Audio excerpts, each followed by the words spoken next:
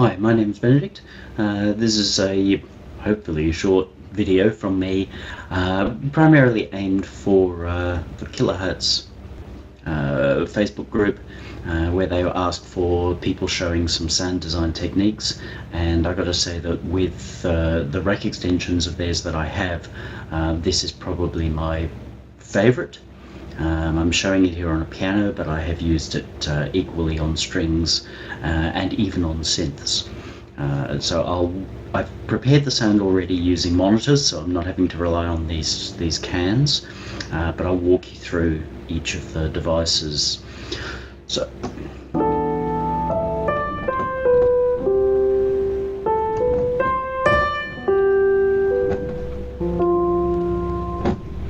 now, I'm not the world's great pianoist, but I'm using a pretty decent set of samples, which is Propellerhead's Reason's Radical Piano, which is now built into the Reason software.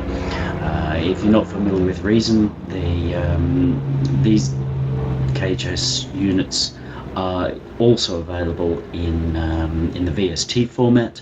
And if you're looking for something to chain them together, they also have their own device and system for that, not to mention what looks like a very interesting synthesizer on the way. So, as we will notice,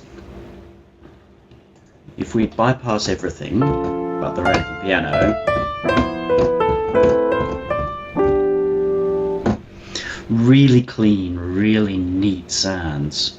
But the problem is they're really clean, really neat.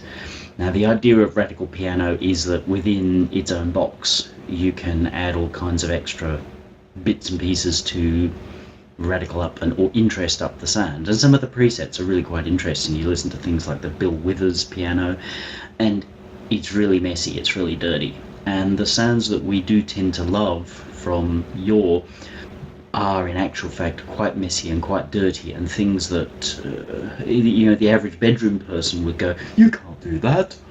But that's exactly why they're so lovely, because they're spitting and doing weird things that make them really ear candy. So my aim here is to use some of the kHs devices to help bring out some of that, doing interesting things to make the sound more exciting. Now, my number one thing that I love is actually to use a resonator. Let's start to progressively turn them back on again. Let's just kill them all for the moment. All off, all off, all off.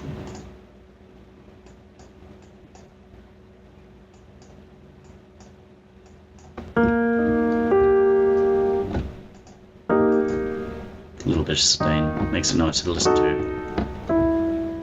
So add a resonator.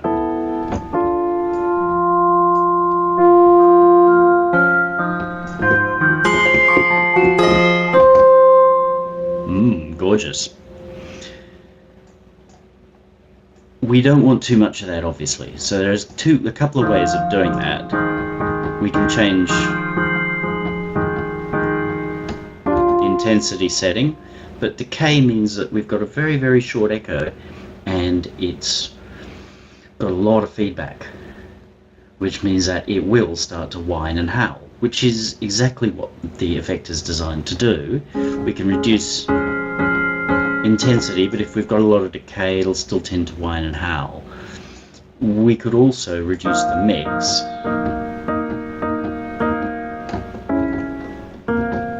But if we're wanting to create something that sounds natural or real-worldy, bear in mind that it won't, but if we want it to give the illusion of that, then we want the effect to be quite subtle.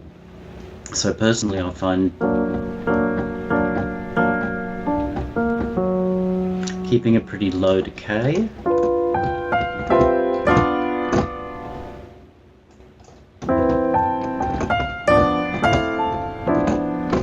very polite,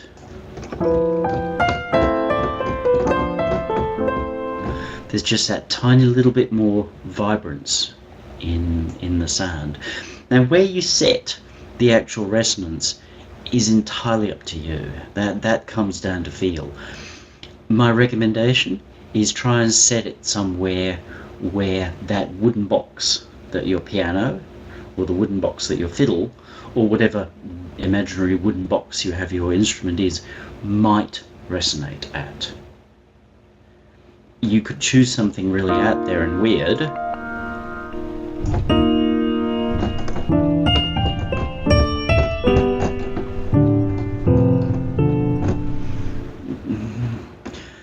could be great in a piece, really great, but you've got to have a reason for it.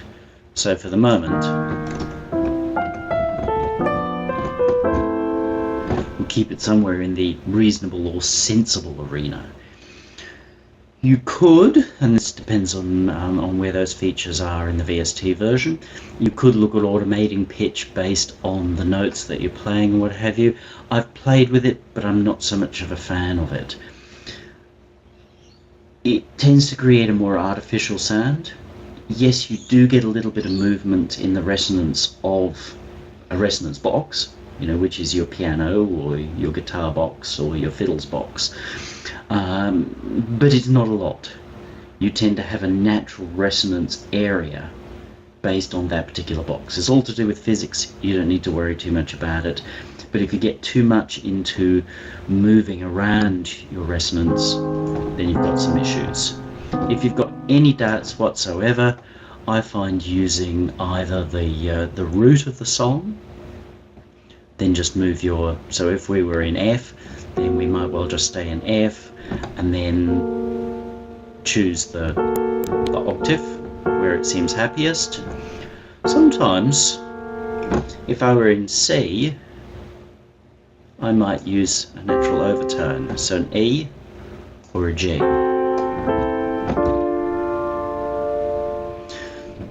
But that again comes down to ear, and it's really up to you what you're doing at that point as to what sounds natural. But there are ways, obviously, that will sit fairly comfortably within a piece because they harmonically fit with the piece. So if you're worried a bit about like, oh, but I'm going to create all these harmonics that don't belong in the piece, A, you probably shouldn't be worrying about that.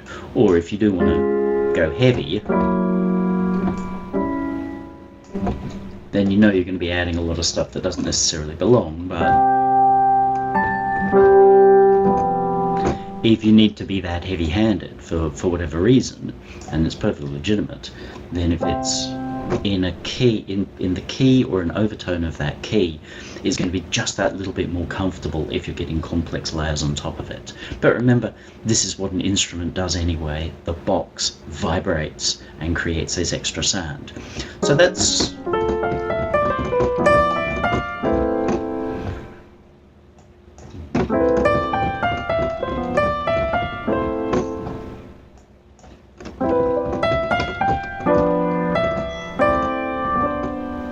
just added that little bit of, does a little bit of this here and there. That's exactly what we want, because that's what happens in the real world. And perfectly sampled instruments lose that, which is why we tend to think they sound really flat. And so as a result, we'll tend to over-amplify them and then get into lots of compression and stuff like that, which again can be perfectly okay, but often if you're looking for a bit more sparkle or cut through for your instrument, you could achieve that better by making it do interesting things. The next thing we know about a box, just to step back for a moment. The idea of close miking is to minimize the impact of the room, and as a result it minimizes the impact of the box, because the room is in effect part of the box. You go stand somewhere and listen to somebody prod the piano, you're also hearing the room. So I will tend to like to add a very small amount of reverb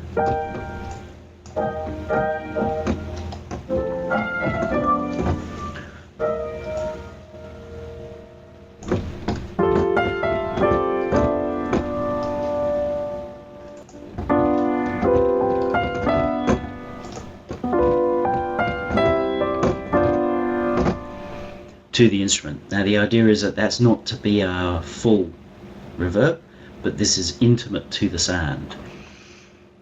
So just a little bit of reverb, a small space, or something that's quite short. You're not looking for pre-delays, you're not looking really for anything like that. I've added a little bit of modulation to that, so it's creating a little bit more chorusy stuff, but without sounding particularly chorusy. So that's it in there. Now in this case, I'm actually prone to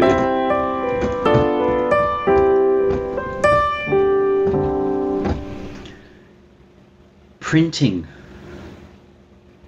the resonance and the reverb into the sound a little bit more. So that's a little bit of a compressor. It's not working hard. We can do that if we wanted to make it sound like a really old-fashioned recording. But for the moment I'm looking for something that we could think was a little Chopin-y, even though it's clearly going to end up in a rock or a pop format. But that just that little bit of compression means that we're to some extent squishing the resonance that we've added and the reverb space, which is another form of resonance, into the sound. So we're gelling it together a little bit. So again, if we perfectly clean sound, put our effects back in.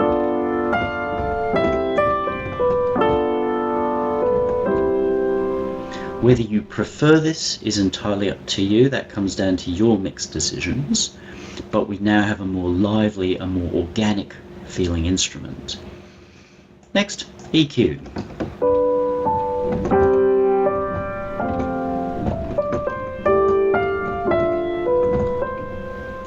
I've rolled off a certain amount of the highs, add a little bit more body, because in this instance I'm playing this instrument solo, so I'm not worrying about drum kicks and basses and things like that muddying up the area. I want to give this tremendous feeling of intimacy, and so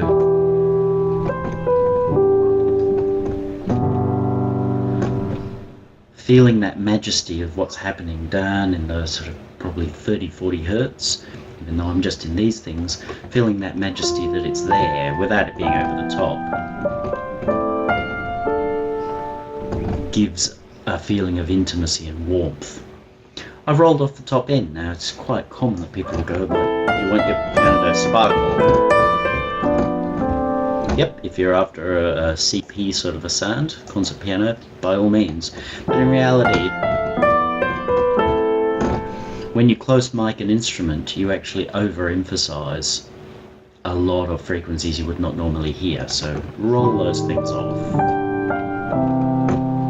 and it will help your instrument sound a lot more natural.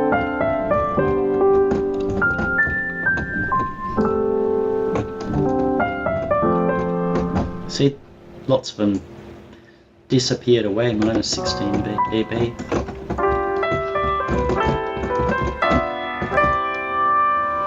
Get rid of all the bottom, still a very workable sound. So there are a lot of options that you can play with EQ to change the character of your sound and how it behaves in your mix. Which reminds me again to remind you, do not solo your instruments when you're doing things like EQing, because we can get something that we might say, oh yeah, let's put that on our solo piano record. Great. But then when we put it into our busy rock mix, we end up going, ugh, that just isn't working. Solo it and go, but it's a lovely sound, it should be working because I want it to work. When in actual fact, if we did pull out the real sound from the mix,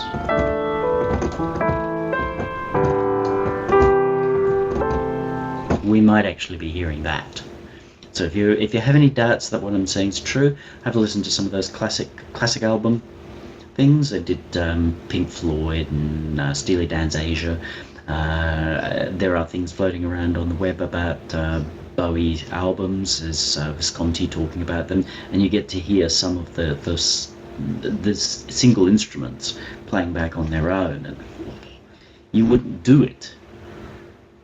But then when you hear them in the context of a mix, it all comes together. So remember, when you're mixing, you're not making a sound that you like solo, you're making a sound that's going to work in the mix. So if this were a rock mix, we'd have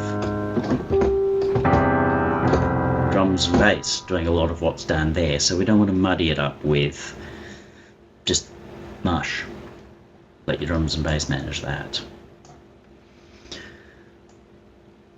don't have kilohertz reverb, so I'm not going to show it, and I don't want to put it in another RV7000, not because there's anything wrong with it. It's actually a really nice reverb unit when you get your head around how to use it and make it stand out. But I'll do this. This is a nice little trick.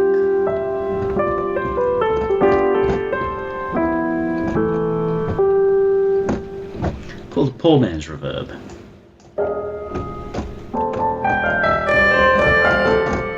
Ooh, lovely. What we're doing there is we're looking for a short time, and at times I've used them up here, but when you use a pair of them together you tend to end up with too much resonance, so it's another variant on the resonance. Now you can ping pong them or not ping pong them, it just depends on what you want to achieve. Be careful of adding any kind of modulation to this, because as you can hear it go ooh, if you're not very careful, but as a rule you'll generally not be running that very strongly in the mix.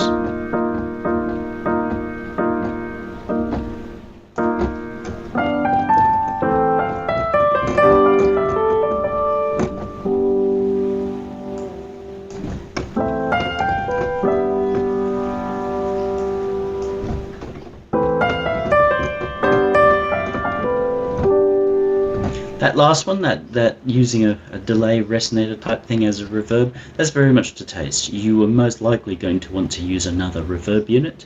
When you pile a pair of reverb units, feed one into another, you end up with a really nice warm sound. I just wanted to show something different. So again, we've gone from raw samples,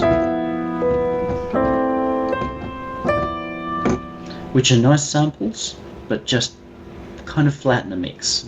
That's not likely to stand out.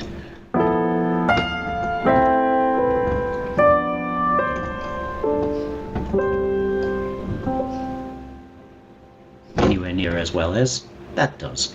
I hope this has been useful. Again, my name is Benedict, and always happy to help with any issues that you have with regards to mixing, arrangements, or otherwise producing your music.